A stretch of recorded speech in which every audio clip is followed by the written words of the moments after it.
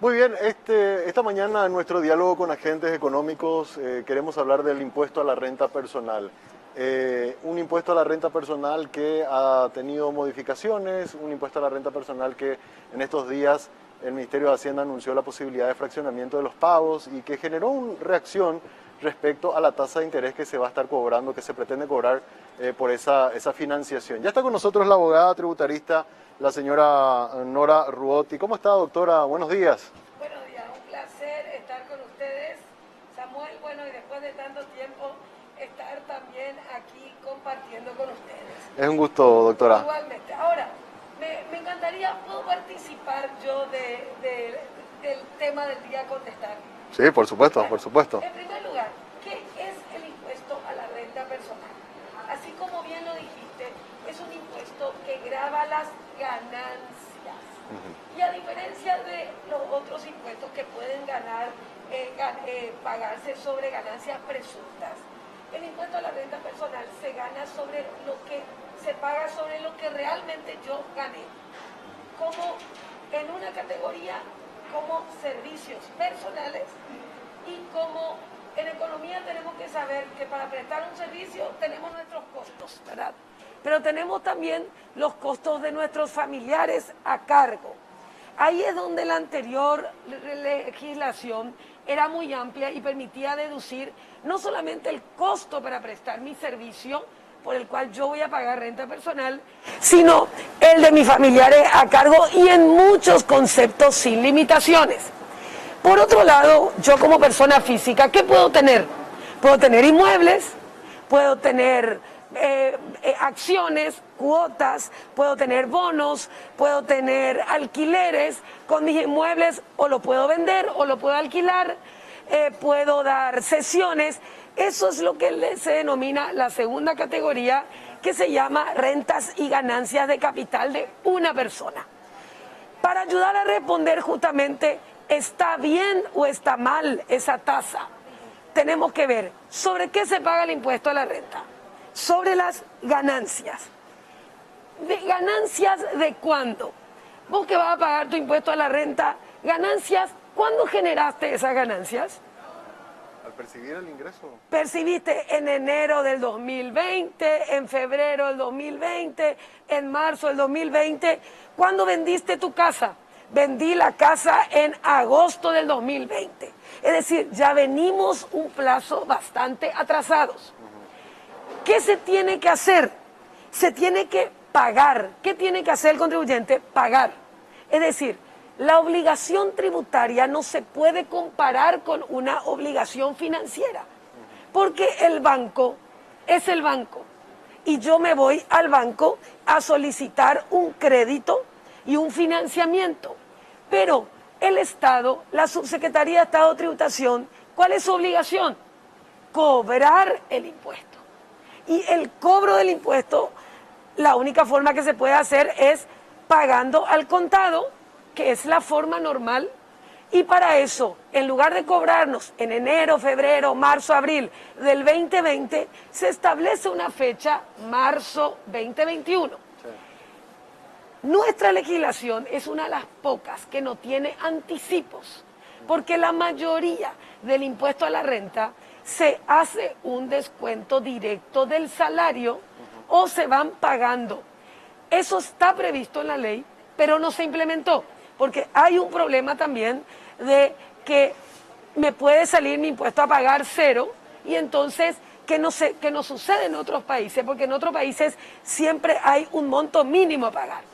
A mí acá me puede salir mi impuesto a pagar cero.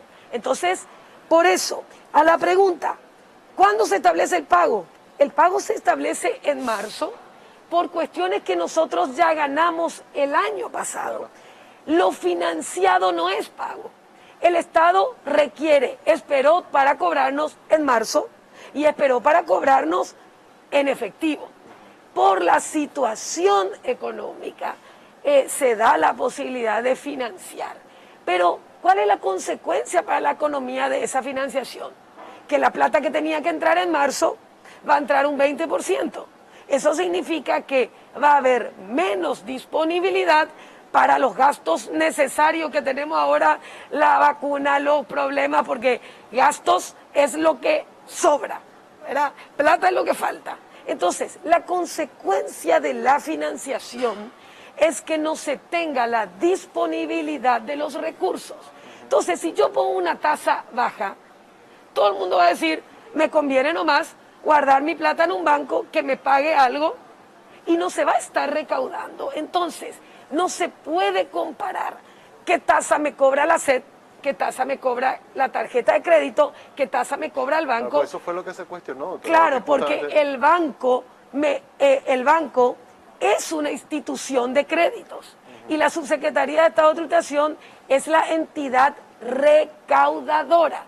Entonces, si en realidad la Subsecretaría no tendría que financiar, ya es una concesión la financiación, porque la obligación del contribuyente es que ya ganó esa plata, no la gastó, o si la gastó no pidió documentación, entonces se premia al que no pidió documentación, o sea, se castiga al que no pidió documentación, porque si se tratan de gastos vinculados a mi actividad, mi impuesto va a salir cero. Entonces, efectivamente es una ganancia. Esa es mi reflexión. La SED no es un banco, una financiera. El contribuyente ya generó esa ganancia en el 2020, se tiene que pagar en el 2021, marzo, y se tendría que pagar al contado. O sea, no tendría que existir esta financiación, salvo casos especiales. Y en este caso, que es un caso especial, porque yo lo que están diciendo, bueno, vamos a flexibilizar los pagos porque fue un año 2020 claro. Difícil. ¿La tasa que se impuso, usted está de acuerdo o no? Estoy de acuerdo, porque si yo pongo una tasa más baja que los bancos y financieras, entonces primero le doy la posibilidad, porque también hay que tener en cuenta que todos estamos aprendiendo, tratando de tener conciencia tributaria.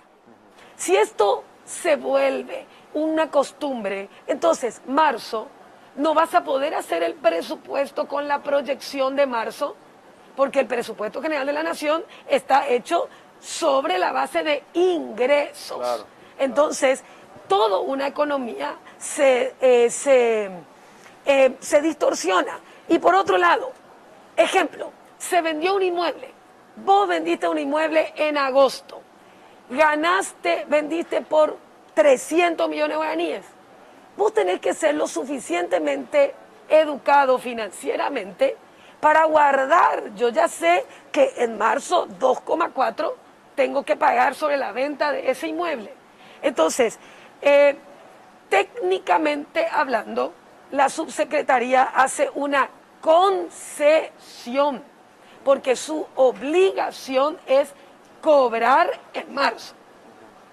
Y esa concesión no puede compararse las tasas con las tasas de entidades financieras que tienen otra finalidad. ¿Y por qué, doctora, entonces algunos economistas y gente incluso que fue ministro están hablando de que la tasa tiene que ser cero, ¿verdad? De que no debería cobrarse y es más por la situación, y atribuyen también a la situación económica el hecho de que se aplique, eso es un golpe más para el contribuyente? En primer lugar, hay que tener en cuenta que el impuesto a la renta personal es el más justo, porque es el único que se paga sobre ganancia percibida. Podemos estar discutiendo que ahora en abril vence el nuevo IRE, ese es sobre ganancia presunta. Entonces vos ahí no tenés la plata. Claro. Entonces ahí se justifica. Pero estamos hablando de un impuesto a la renta personal, que si fue un año difícil, vos ganaste 15 millones de guaraníes y gastaste los 15 millones de guaraníes, y si te tomaste tu obligación ciudadana, porque es tu obligación ciudadana ir a pedir factura, totalmente, te daría cero. Al que le da impuesto a la renta personal a pagar es porque recibió la plata. Entonces, yo creo que la técnica tributaria no es fácil. Hay muy poca gente que entiende el concepto de obligación jurídica tributaria y de una obligación privada. Entonces estamos mezclando una diferente obligación, que es la Constitución Nacional nos dice pagar los impuestos según la capacidad contributiva, y estamos hablando de una obligación entre una persona y el banco, que es una obligación privada. Entonces, lastimosamente, no se hace ese análisis y tampoco se hace el análisis del perjuicio que se hace a la conciencia tributaria. La conciencia tributaria tiene que saber, bueno, yo ya guardo este dinero. Entonces, esa es mi postura técnica. Yo soy muy crítica ante muchas circunstancias, pero yo como técnica no puedo mentir. Claro. El fisco no está para financiar los impuestos. Esa es una medida excepcional. O sea, si el fisco ahora cede a esta presión y no solamente ya prorratea 12 cuotas, sino incluso elimina la tasa, estaría estimulando a que la gente no sea lo suficientemente cumplidora. Asimismo, y premia a aquellos que tienen la capacidad de pago. Porque si yo gané 500 millones y pedí factura de todos los lugares, entonces yo voy a tener esa plata. Ahora, ¿qué pasa con este impuesto a la renta personal? Que es la confusión. Toda inversión ya no es deducible.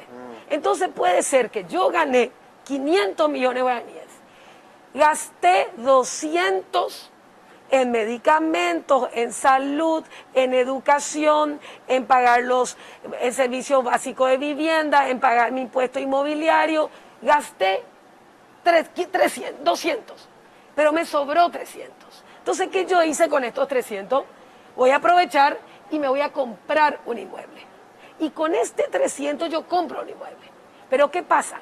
Esa compra de inmueble a partir del 2020 y esta nueva ley ya no es no es deducible. Solamente es deducible la compra de una vivienda. Entonces, en realidad, yo acá tenía 200, acá tenía 300, hoy en marzo no tengo un peso. Pero tengo un activo, un inmueble. Entonces, ahí está donde se tiene que fomentar la educación y decir, bueno, voy a comprar, pero tengo que tener el impuesto porque yo estoy reinvirtiendo la plata del fisco. Entonces, ese es el análisis, Samuel, que yo creo que hay que hacer, sobre todo con el impuesto a la renta personal. Y las deducciones que se hicieron, hay limitaciones tanto en compra de vehículos como en compra de casas, que podés hacer 1 o 2 años, creo que podés hacer eso. Hay que entender que este es el primer año que hay una renta personal totalmente diferente. En primer lugar, la ley dijo borrón y cuenta nueva de lo que pasó con la ley 125. Si vos tenías saldo a favor, si vos tenías pérdida fiscal, ni en el IRE ni en la renta personal se arrastran. Es decir, vos te digas no te preocupes porque vos compraste acciones, entonces se queda cero. Este año empezamos con 2 categorías, rentas de prestación de servicios personales y renta de ganancia de capital, diferentes totalmente. Esta renta de ganancia de capital en parte ya es retenida si vos vendés a través de un escribano público un inmueble, pero vos tenés la renta mayor es de alquiler de inmuebles, que es la que se liquida ahora. Entonces, esa plata de alquiler vos ya recibiste. Y es ahí donde la ley te dice, para tu servicio personal es lo único que podés deducir. El resto es renta presunta. Ya se presume una ganancia y se presume una ganancia muy baja. Vos pudiste haber comprado un inmueble por 100 millones de guaraníes y vendiste por 700 millones de guaraníes, ganaste 600%, pero pagás 2,4. No pagás por los 600 que ganaste. Entonces, es un impuesto bajo. Pero si empezamos a hacer las excepciones de un impuesto bajo, entonces ahí vamos a tener el problema. La regla es, la pregunta para saber si se deduce o no es, ¿esta compra me sirvió para prestar mi servicio personal? ¿Esta compra me sirvió para mis familiares a cargo? Entonces, tiene un principio de causalidad. Está relacionada con tu actividad deducible. Está relacionada con los familiares a cargo deducible. Por ejemplo, yo, hay que aclarar, familiares tributariamente a cargo. Yo tengo 3 hijos. ¿Cómo sería un familiar tributario? Familiar tributariamente a cargo no es el familiar realmente a cargo. Te voy a poner el caso de mi caso, ¿ok? Tengo 3 hijos, 30, 27 y 22. Todos viven en mi casa. Ellos son familiares a mi cargo porque comen, se alimentan, viven en mi casa, que es la mayoría ahora. Pero ellos son contribuyentes de renta personal, son estudiantes y un estudiante que también trabaja, y familiar tributariamente a cargo es el cónyuge que no es contribuyente de renta personal. Eso significa que no gana más de 80 millones de guaraníes. Y los demás que no tengan una remuneración superior a 36 millones. Entonces, este vaso, yo no lo puedo deducir porque los que están en mi casa ya no son familiares tributariamente a cargo. ¿Ok? Entonces, yo deduzco las facturas de mi consumo. Y ahí es donde tenemos que entender esas diferencias. Y dentro de eso, que veo que nos están llamando al corte, tenemos el caso que más se pregunta: vivienda, vehículos. Sí, no, por eso, pues, lo de la vivienda y el vehículo era justamente lo que te había consultado. Tenemos 5 minutos, doctora, y quería preguntarte, ¿qué es lo que recomendarías entonces a los contribuyentes cuyo vencimiento todavía no llegó? Creo que hasta el 21 es verdad el último vencimiento. O aquellos que estaban pensando en financiar. Si tienen la posibilidad de pagarlo todo o aprovechar este financiamiento sabiendo que tiene un costo, ¿cuál sería la recomendación para el contribuyente? En primer lugar, la recomendación mayor no es tanto el problema de lo que se paga, sino el problema es, tienen la documentación y verificaron la documentación, porque eso, si por ejemplo, mucha gente pues dice, no, pero mi contadora nomás me puso esta factura, no porque me ofreció esto.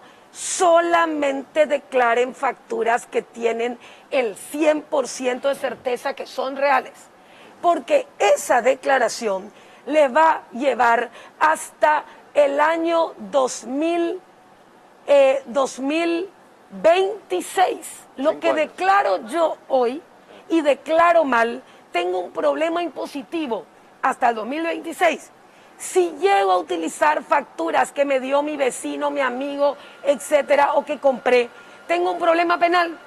Entonces, en primer lugar, viene la recomendación: verifique bien, no culpe a los demás, porque es el contribuyente el responsable. Segundo, si tiene el dinero, no utilice la financiación, porque pueden ser que, en primer lugar, para mantener lo que se llama una conducta como contribuyente, es como que el contribuyente te califica canal rojo, canal verde, canal amarillo. Si vos ganaste 100 millones y gastaste 80 y tener una cantidad, tendrías que tener y haber sido eficiente. Entonces, la recomendación es verificar bien las facturas, no querer culparle a otro que incluyó facturas falsas o que no corresponden, y tener claro que vivienda, la compra de un inmueble, lote, departamento, en principio no es deducible. ¿Cuál es el único caso que es deducible? Cuando es el asiento principal de su residencia como persona. Entonces, una vivienda cada 5 años, asiento principal. Vehículos, un vehículo cada 3 años. Perfecto. Doctora, te agradecemos muchísimo por las recomendaciones, la verdad, muy claro. Esto también pone un contrapeso a lo que veníamos escuchando, ¿verdad? Porque usted recomienda que se pague, está de acuerdo con la tasa, y me parece genial que podamos tener también otra versión, otra mirada respecto a esta cuestión. Así que le agradezco mucho por su participación. Muy bien, muchísimas gracias. Muchas gracias. Así estuvo con nosotros Nora Ruotti, abogada tributarista, hablando aquí en Monitor Económico.